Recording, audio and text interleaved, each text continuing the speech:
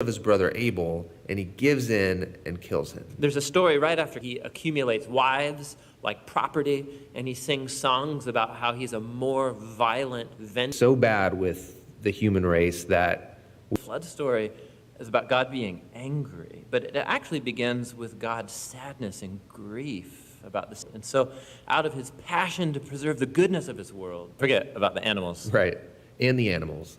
So Noah and his family are going to reboot all of humanity. I mean, he's a pretty great guy. But this is the story most people don't know because it's kind of weird. Just them in his tent with his son. It's a tragic story. So from here, humanity grows. Things are as bad as before.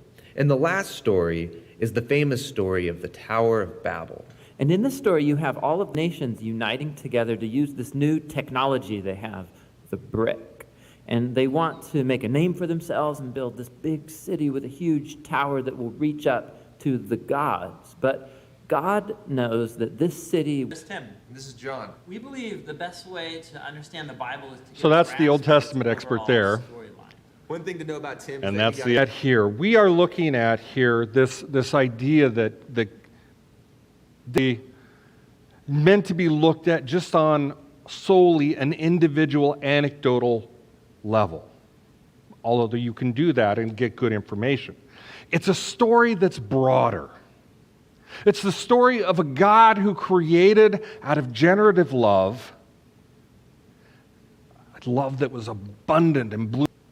Okay, so just to look at Genesis 1 really quick, this is some good background information. When you read the story in Genesis 1, this is a Hebrew poem.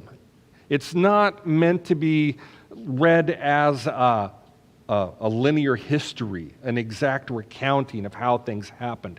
Genesis 1 is in the form of a poem, and this poem lays out the creation order by laying out days. And on the first day, God separated the day and the night and called it good.